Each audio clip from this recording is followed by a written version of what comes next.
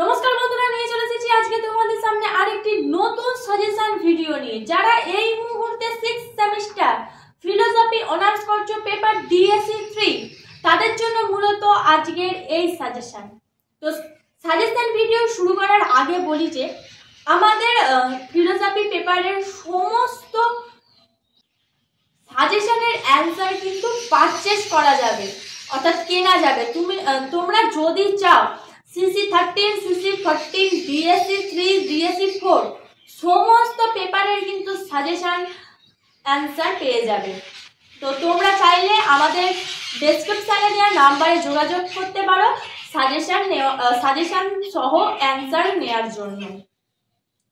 তো এবার তোমাদের বলি যে তোমাদের এবছরে 6th সেমিস্টারে যে 10 নাম্বার, 5 নাম্বার ও 2 নাম্বারের কোয়েশ্চেনগুলি ইম্পর্টেন্ট, সেই কোয়েশ্চেনগুলি তোমাদের সাথে শেয়ার করি।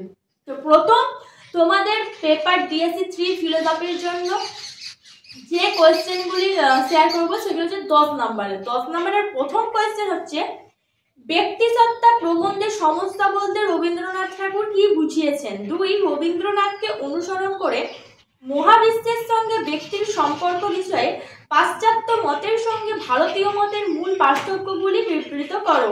3, কিভাবে ব্যক্তিসত্তা অবিদ্য থেকে সত্যে উপনীত হয়ে থাকে তা সাধনা অনুসারে আলোচনা করো।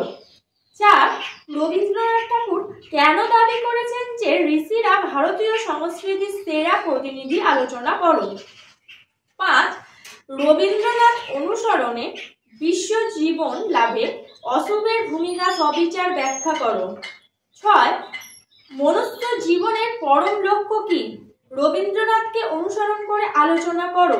7, ভারতবর্ষে সত্তার বিলোপকে কি চরম লক্ষ্য বলে মনে করা হয়? তোমার উত্তরের পক্ষে যুক্তি দাও। তো দেখতে পেলে যে 10 নম্বরে যে কোয়েশ্চেনগুলি বললাম সেগুলো অনেকটাই বেশি আছে। তো তোমাদের বলে রাখি যে এখন তোমাদেরকে আমি একটু বেশি কোয়েশ্চেন দিয়ে দিয়েছি, যাতে তোমাদের সমস্ত কোয়েশ্চেনের অ্যান্সার নখদর্পণে থাকে এবং তোমাদের যখন পরীক্ষার সময় কোনো কোয়েশ্চেন আসবে সমস্ত কোয়েশ্চেন যাতে তোমরা সলভ করতে পারো, সেই জন্য কিন্তু আমাদের একটু বেশি দেওয়া আছে। কিন্তু আমরা তোমাদের পরীক্ষার আগে অবশ্যই সাজেশন কমিয়ে দেব, অনেকটা শর্ট করে দেবো, যাতে যেগুলো মেন ইম্পর্টেন্ট সেগুলো তোমরা পেয়ে যাও। তো এগুলো সবকটাই কিন্তু ইম্পর্টেন্ট, কিন্তু তারপরেও আমি তোমাদের সাজেশন একটু কমিয়ে দেব। তো এবার 5 নম্বরের কোয়েশ্চেন বলি। তো 5 নম্বরের প্রথম কোয়েশ্চেন, প্রাচীন ভারতীয় সভ্যতায় প্রকৃতির স্থান কেমন ছিল? 2, জীবন মৃত্যুর দ্বৈততার মধ্যে রয়েছে এক সামঞ্জস্য প্রসঙ্গ উল্লেখ পূর্বক উক্তিটি ব্যাখ্যা করো। 3, সাধনা শিরোনামের তাৎপর্য ব্যাখ্যা করো। 4, রবীন্দ্রনাথ আমাদের নৈতিক প্রকৃতি বলতে কি বোঝাতে চেয়েছেন? 5, শুদ্ধ প্রেমের মধ্যেই আমার চিত্তের মুক্তি লাভ করি। রবীন্দ্রনাথ ঠাকুরকে অনুসরণ করে আলোচনা করো। 6, রবীন্দ্রনাথের ভাবনায় ব্রহ্মবিহার কি? 7, প্রেম এবং সৌন্দর্যের কি কোনো উদ্দেশ্য আছে? আলোচনা করো। 8, মানুষ তার জীবন থেকে সর্বাপেক্ষা গুরুত্বপূর্ণ কি শিক্ষা লাভ করতে পারে? 9, রবীন্দ্রনাথকে অনুসরণ করে সাওয়াল এবং সেলফের মধ্যে পার্থক্য করো। 10, সত্য সকল তথ্যকে অতিক্রম করে অনন্ত সত্যের দিকে চালিত করে। রবীন্দ্রনাথের এই মতটি ব্যাখ্যা করো। 11, অমঙ্গল কেন অস্তিত্বশীল আলোচনা করো। 12, সাধনা অনুসারে ধর্মের স্বরূপ ব্যাখ্যা করো। তো 5 নম্বরও দেখতে পেলে যে কিছু কোয়েশ্চেন বেশি দেওয়া আছে, এই কারণেই দেওয়া আছে, তোমাদের আগেই কারণটা বললাম যে যাতে তোমাদের সমস্ত কোয়েশ্চেন তোমাদের নখদর্পণে থাকে, যাতে তোমাদের পরীক্ষায় পড়লে তোমরা এই কোয়েশ্চেনটার অ্যান্সার পেয়ে যাও। তো সবকটা কোয়েশ্চেনই ইম্পর্টেন্ট। তো তোমাদের পরীক্ষার আগে কিন্তু আমরা আবার সাজেশন দেব। তো এই তো গেল 10 নাম্বার ও 5 নাম্বারের কোয়েশ্চেন। এবার আমরা যে কোয়েশ্চেনগুলো নিয়ে আলোচনা করব সেগুলো হচ্ছে 2 নাম্বারের কোয়েশ্চেন, এবং 2 নাম্বারের যে কোয়েশ্চেনগুলি এখানে আলোচনা করব এই কোয়েশ্চেনগুলি তোমাদের থাকবে। 2 নাম্বারের কোয়েশ্চেনের আর কোনো সাজেশন থাকবে না। এর পরবর্তী যে সাজেশনটা আমরা আনবো অর্থাৎ মূল সাজেশন যেটা আমরা আনবো সেখানে শুধু 10 নাম্বার ও 5 নাম্বার কোয়েশ্চেন নিয়ে আলোচনা করব। কোনো রকম 2 নাম্বারের কোয়েশ্চেন থাকবে না। তো 2 নাম্বারের এটাই মূল সাজেশন। তো 2 নাম্বারের কোয়েশ্চেন, প্রথম যে কোয়েশ্চেনটি আছে সেটি হচ্ছে, রবীন্দ্রনাথ ঠাকুরের সাধনা জীবনের উপলব্ধি গ্রন্থটির প্রকাশকাল উল্লেখ করো।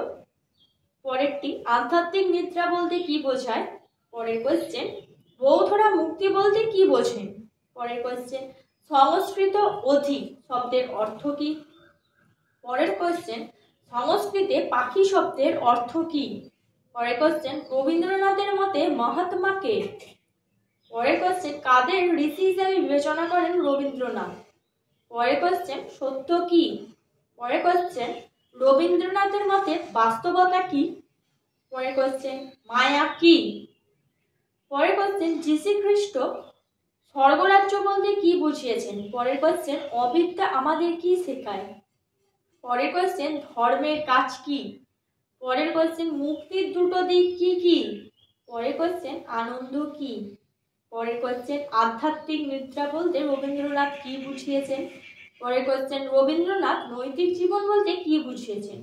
পরের কোয়েশ্চেন, বৌদ্ধ মতে ব্রহ্মবিহার কি? পরের কোয়েশ্চেন, দুঃখের প্রতি মানুষের মনোভাব কেমন হওয়া উচিত? পরের কোয়েশ্চেন, আমাদের চরম সত্তার লক্ষ্য কি? পরের কোয়েশ্চেন, শ্রেয় বলতে কি বোঝায়? পরের কোয়েশ্চেন, মানুষ কিভাবে মহান হয়ে ওঠে? পরের কোয়েশ্চেন, পরমাত্মাকে কিভাবে জানা যায়? পরের কোয়েশ্চেন, আমরা কি প্রেমের মধ্যে মুক্তি খুঁজে পেতে পারি? পরের কোয়েশ্চেন, মঙ্গল কি? পরের কোয়েশ্চেন, রবীন্দ্রনাথের মতে সুখ কি? পরের কোয়েশ্চেন, রবীন্দ্রনাথের মতে আত্মার দুটি দিক কি কি? পরের কোয়েশ্চেন, মানুষের দ্বিজত্ব প্রাপ্তি কখন হয়? পরের কোয়েশ্চেন, মানুষের জীবনে পরম লক্ষ্য কি? তো এই ছিল তোমাদের 2 নাম্বারের কোয়েশ্চেনের সাজেশন। তো 10 নাম্বার, 5 নাম্বার ও 2 নাম্বারের যে কোয়েশ্চেনগুলি তোমাদের জন্য ইম্পর্টেন্ট সেগুলো তো তোমাদেরকে বলেই দিলাম, এবং 2 নাম্বারের জন্য এটাই মূল সাজেশন। এবং তোমাদের আবারও বলে রাখছি, তোমরা যদি CC13, CC14, DSC3, DSC4 purchase অর্থাৎ কিনতে চাও তাহলে আমাদের ডেসক্রিপশনে দেওয়া নাম্বারে যোগাযোগ করতে পারো। তো আজকের ভিডিও এই পর্যন্তই। ধন্যবাদ সবাইকে। Junior education.